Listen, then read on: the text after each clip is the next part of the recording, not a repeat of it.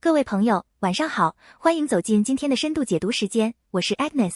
今天我们要聊的这本书，可能会彻底颠覆你对中国历史的认知，可能会让你重新审视身边那些看似理所当然的规则和制度，也可能让你在合上它之后，对生活中的某些困境，突然生出一种前所未有的清醒。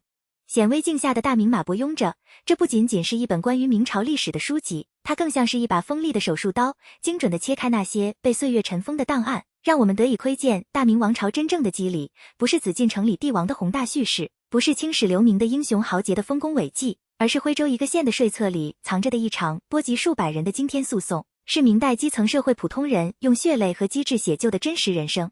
我们从小听到大明朝的故事，通常是开国皇帝朱元璋如何从乞丐变成天子，是郑和下西洋的壮阔，是万历皇帝20年不上朝的荒诞，是崇祯皇帝眉山自缢的悲壮。这些当然都是历史，但它们是历史的表层，是舞台上的聚光灯照亮的主角，而真正撑起整个舞台的，是幕后无数默默无闻的演员，是那些连名字都没有留下来的人。他们日复一日地在税册上写下数字，在契约上按下红手印，在宗族祠堂里争论田地的归属，在官府门前排队递交状纸。他们以为自己在做一件微不足道的小事，却不知道，正是这些小事，在悄无声息地塑造着整个帝国的走向。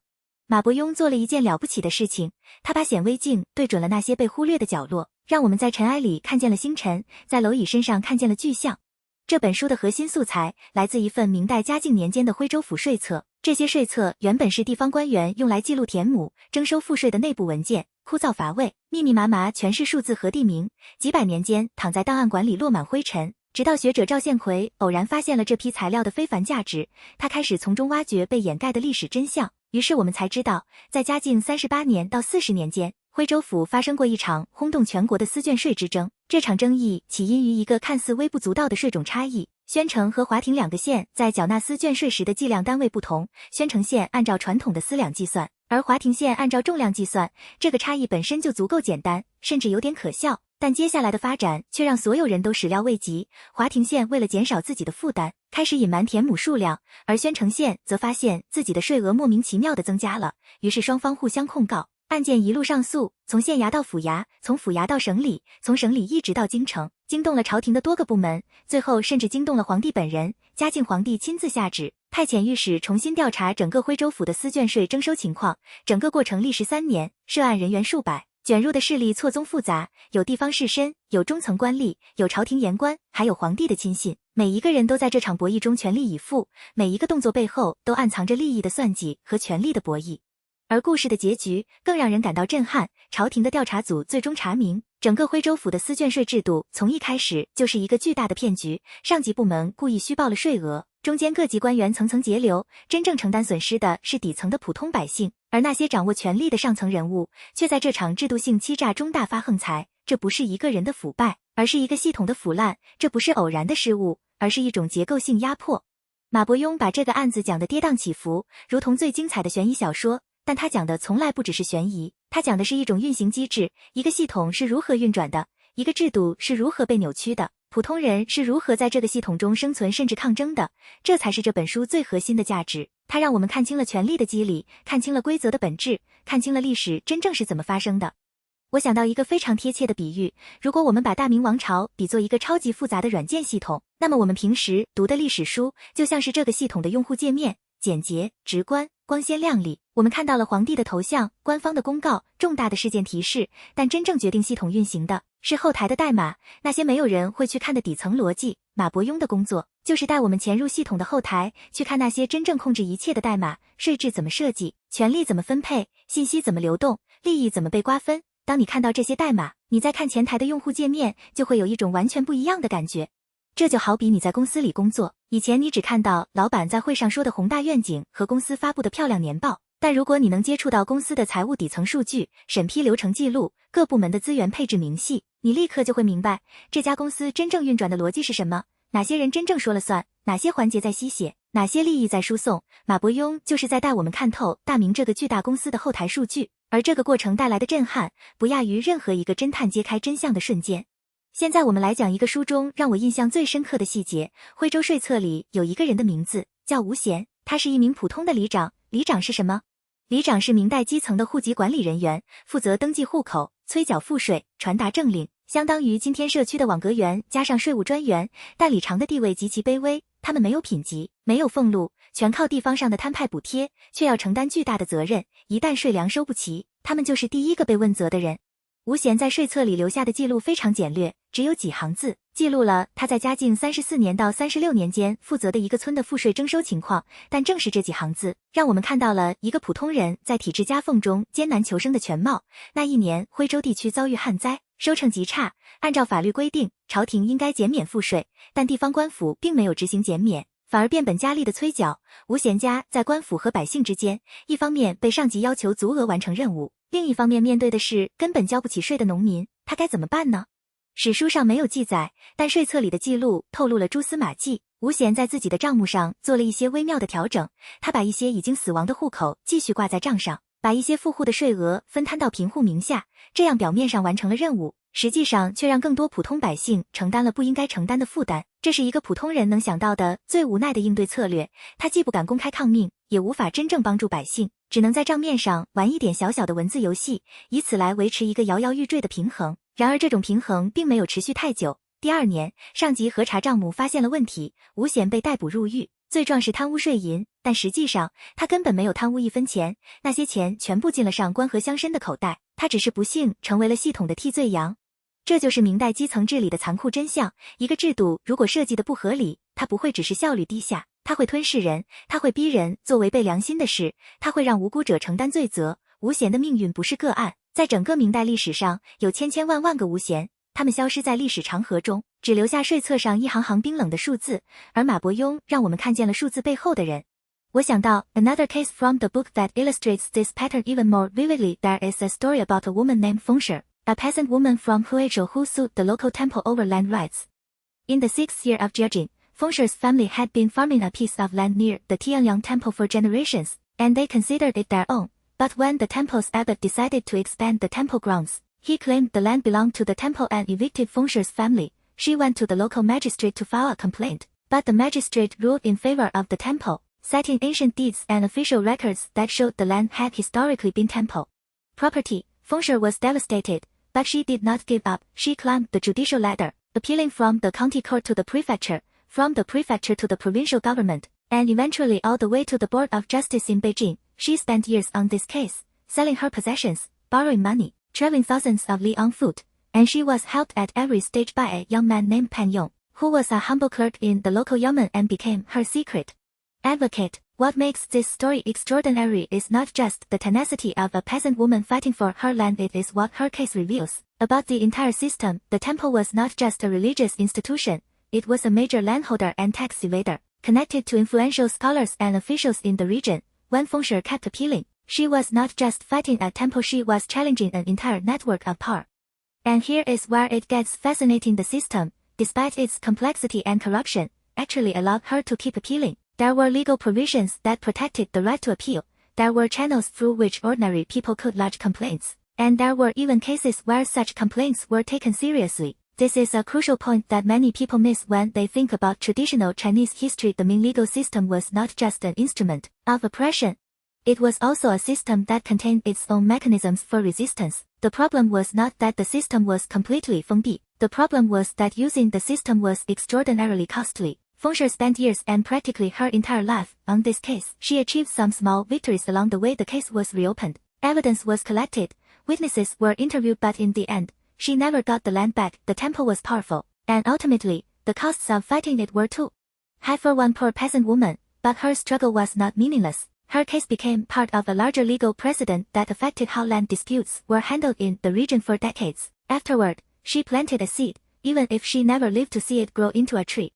This is one of the most important lessons we can draw from this book, that ordinary people have always had agency, even within extremely constrained systems, and that the cost of exercising that agency is the real measure of how just or unjust a society truly is. I want to take a moment here to explain something about why this matters so much for us today. We often think of history as something that happened in the past, something finished and done, something we can observe from a safe distance, like specimens in a museum. But the deeper you go into a book like this, the more you realize that the patterns, the mechanisms, the logic of power and resistance, these are not confined to any particular era. The dynamics you see in冯氏 case, in Wu Xian's dilemma. In the silk tax controversy, these are not just Ming Dynasty problems, they are human problems, they are systemic problems, they are problems that show up in every society, in every era, in different forms but with the same essential logic. When you understand how a system works at its foundational level, how resources are allocated, how power is concentrated and dispersed,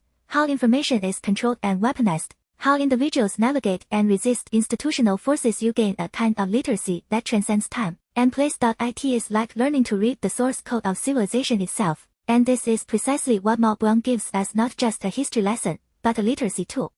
I would like to share another layer of insight from the book that I find incredibly illuminating. One of the recurring themes throughout all these cases is the concept of information asymmetry, the idea that those who control information hold power, and those who lack information are vulnerable. Let me give you a concrete example from the book. In the silk tax dispute, both Xianchan and Huating counties had been paying their taxes for decades using their respective methods. No one had really questioned the system. Then, one year, something changed. Perhaps a new official was appointed. Perhaps the central government decided to audit local tax collection more rigorously. Perhaps one side simply decided to exploit the ambiguity in the rules. Whatever the trigger, once the dispute began, the key question was, who knew what, and when did they know it? The local gentry in Huating had long understood that the weight-based measurement system was more favorable to them, but they had kept this knowledge to themselves. When Xianchan started pressing for a change, the Huating gentry scrambled to produce documents and witnesses that would legitimize their preferred system. Meanwhile, the ordinary farmers in both counties were largely in the dark. They did not understand the technical details of the tax calculation. They did not know the legal precedents. They did not have access to the archives where the crucial evidence was stored. They were pawns in a game whose rules they barely comprehended. This pattern repeats itself throughout the book and throughout history. Information is power, and the distribution of information is one of the primary mechanisms through which power is maintained and exercised. In the Ming Dynasty, this took the form of access to legal documents, tax records, genealogies, and official correspondence.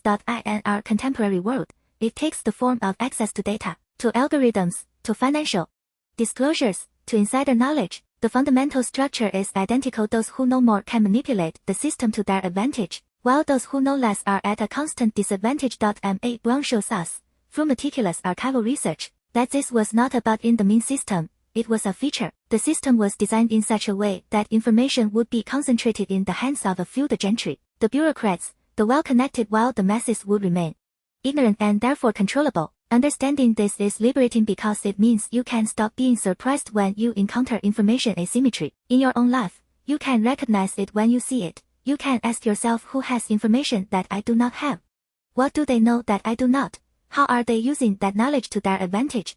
These are questions that are just as relevant in a modern corporate boardroom or a government office as they were in a Ming Dynasty county magistrate's yamen. I want to now turn to what I consider the most practically valuable aspect of this book, the methodology of reading history, and by extension, of reading any complex system. Ma伯庸does something remarkable here. He shows us, step by step, how he went from discovering a pile of dusty tax registers to reconstructing a complete narrative of a historic legal dispute spanning 3 years and involving hundreds of people. The process is almost scientific in its rigor. First, he identifies the primary source, the tax register itself. Then he cross-references it with other documents, court records, local gazetteers, private letters, imperial edicts. He looks for contradictions, gaps, and anomalies in the documents. He asks questions that the documents themselves do not answer. Why did this person suddenly appear in the records? Why did the tax amount change without explanation? Why was this case sent to Beijing instead of being resolved locally? Each question leads to further research, each answer opens new questions, and slowly, painstakingly, a picture emerges. This is not just a historical method, it is a thinking method. It teaches us how to approach any complex situation, whether it is a controversial news story, a workplace conflict, a political decision, or a personal dilemma. The method is simple in principle but demanding in practice. Look at the raw data before you accept the narrative. Cross-reference multiple sources. Pay attention to gaps and contradictions. Ask why things happened the way they did. Follow the evidence wherever it leads, even if it contradicts your initial assumptions.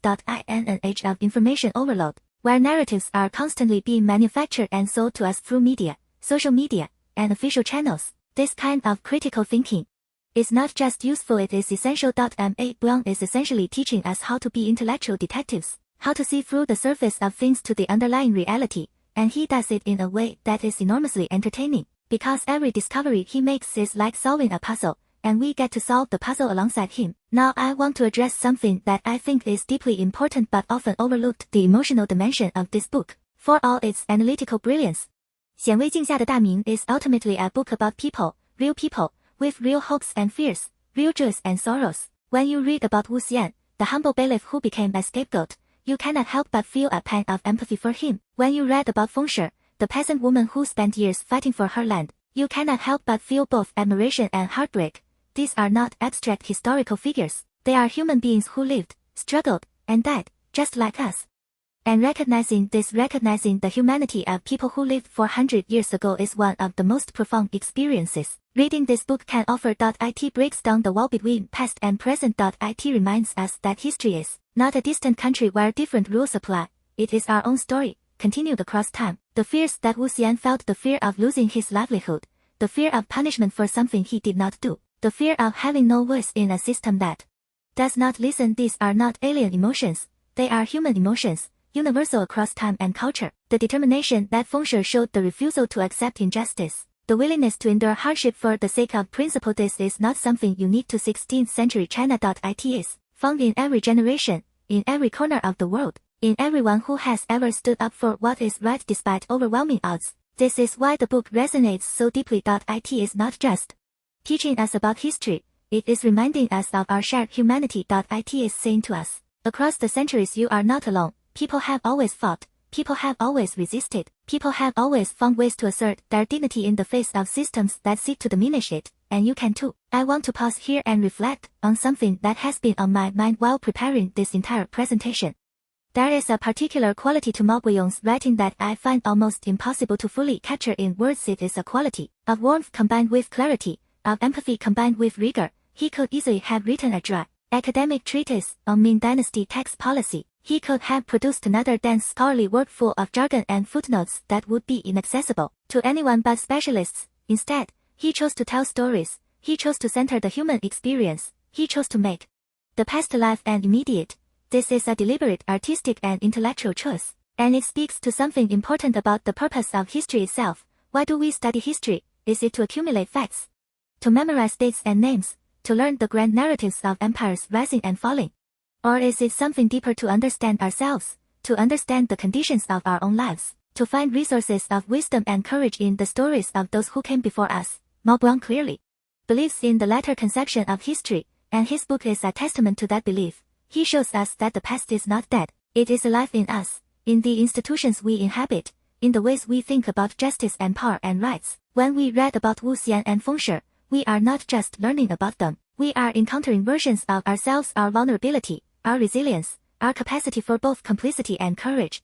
This is the gift that Maboyong gives us, and it is a gift that deserves our deepest gratitude. Let me now share one more story from the book that has stayed with me ever since I first read it. It is the story of a man named Zhou Shen, a minor official in the Ministry of Revenue during the Jie Jin reign. Zhou Shen was responsible for auditing the tax reports from various provinces, including the notorious cases from Huizhou. He was a competent and conscientious man, dedicated to doing his job correctly, but as he reviewed the documents, he began to notice something troubling. The numbers did not add up. The tax revenues reported by the provincial authorities seemed inflated, the deductions and exemptions seemed arbitrary. The whole system appeared to be built on a foundation of creative accounting, where the real picture of revenue and expenditure was obscured by layers of manipulation. Zhou Shen faced a terrible dilemma. If he reported his findings, he would be challenging not just the provincial officials but the entire bureaucratic apparatus that depended on these false numbers to function. He would be making enemies of powerful people who had everything to lose. On the other hand, if he stayed silent, he would be complicit in a system that oppressed ordinary people and drained the treasury through fraud. What did he do? The historical record does not tell us definitively. Maboyong reconstructs the likely scenario from fragments of evidence. Zhou Shen eventually submitted a careful, measured report that noted the discrepancies without directly accusing anyone of wrongdoing. He used precise language, hedging his claims with qualifiers, pointing to inconsistencies without drawing conclusions. It was a model of bureaucratic caution, saying enough to fulfill his duty, but not so much as to provoke retaliation, and in a way, this was both a victory and a defeat. The report was filed, the discrepancies were noted, but nothing fundamentally changed. The system continued to operate as before. Zhou Shen returned to his desk and continued his work, knowing that he had done what he could. but also knowing that what he could do was not enough. This is perhaps the most realistic portrait of moral action in a flawed system that I have ever encountered. It is not the story of a heroic whistleblower who topples a corrupt empire. It is the story of an ordinary person who tries to do the right thing within the narrow margins of what is possible, and who accepts that the result will be imperfect, that the changes will be incremental, that the system will resist transformation. This is the story of most people, in most eras, in most systems, and recognizing ourselves in it, recognizing the compromises we make, the limitations we face, the quiet courage it takes to do our best under difficult circumstances is one of the most validating experiences a reader can have. I want to be honest with you about something. Reading this book, reflecting on these stories, thinking about what they mean for our understanding of history and society, has changed me in ways I am still processing. I find myself looking at the world differently now. When I read the news, I find myself asking different questions, not just what happened, but how the system made this happen, who benefits, who suffers, what are the underlying structures that produce these outcomes. When I encounter injustice in my own life, I find myself thinking about Fengshi not because her situation is identical to mine, but because her example teaches me something about the nature of resistance and the value of persistence. When I feel overwhelmed by the complexity and apparently immovable nature of large institutions, I find myself thinking about Wu Xian not because his situation is identical to mine, but because his example reminds me that even within constraining systems, there are always margins of action, always spaces where agency can be exercised, always ways to maintain one's integrity even when one cannot change the whole system. This is what great nonfiction does. It does not just inform us, it transforms us. It gives us new lenses through which to see the world, new tools with which to navigate it, new sources of strength and solidarity with which to face its challenges.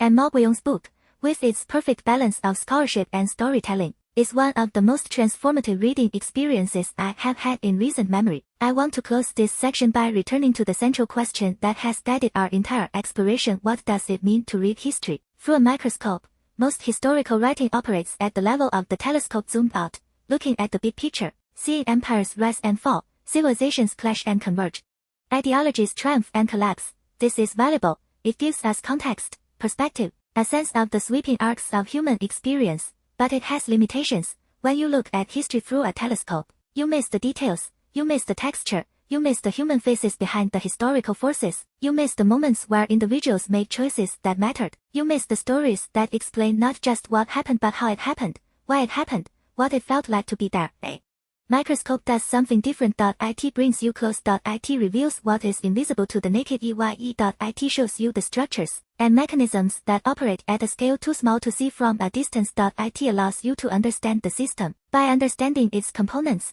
When Maber Yong applies the microscopic method to Ming Dynasty history, he is not rejecting the telescopic view, he is complementing it. He is saying yes, the grand narrative matters, but so does the detail.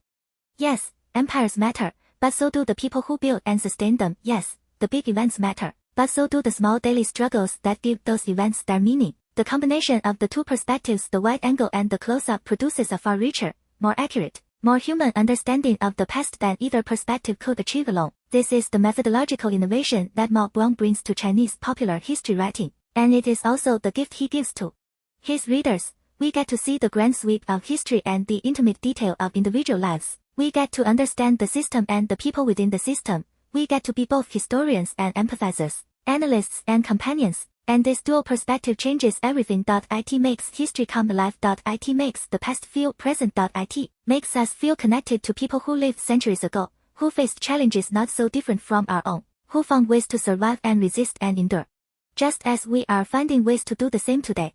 Now let me guide you into a quieter space, a more contemplative mood, as we bring this journey to a close. Tonight, after all that we have explored, after all the stories and insights and revelations, there is a particular kind of stillness that feels right, a stillness that comes from understanding something deeply about the world and about ourselves.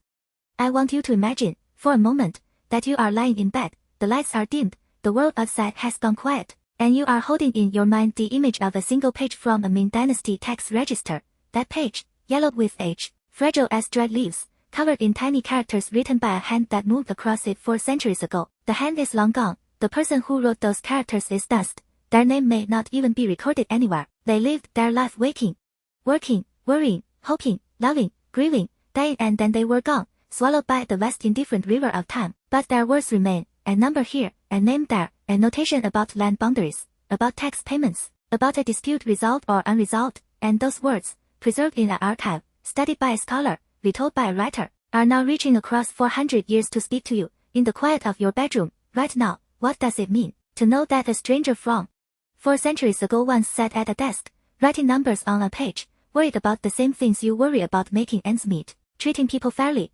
navigating a system that seems larger and more powerful than any single individual?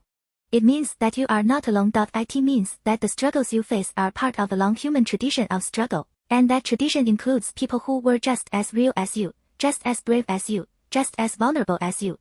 It means that your life, your small daily acts of courage and kindness and resistance, are part of a story that stretches back through time and will continue forward long after you are gone. It means that you are a link in a chain that connects the past to the future, the individual to the collective, the moment to eternity. Sleep now, gentle friend, let these thoughts settle into your heart like sediment into still water. You have walked through the archives of history today. You have stood beside Wu Xian at his desk, beside Feng Shi on the road to Beijing, beside Zhou Jin in the Ministry of Revenue. You have seen the machinery of power, and you have seen the people who operated it, and suffered under it, and resisted it. You carry this knowledge now, not as a burden, but as a quiet light, a light that will guide you through the complexities of your own world, reminding you that systems can be understood, that power can be analyzed, that ordinary people have always had the capacity to fight for justice, and that you, too, are part of that long lineage of human courage and resilience. Rest well, the past is with you, the future is waiting, and tonight, in the darkness,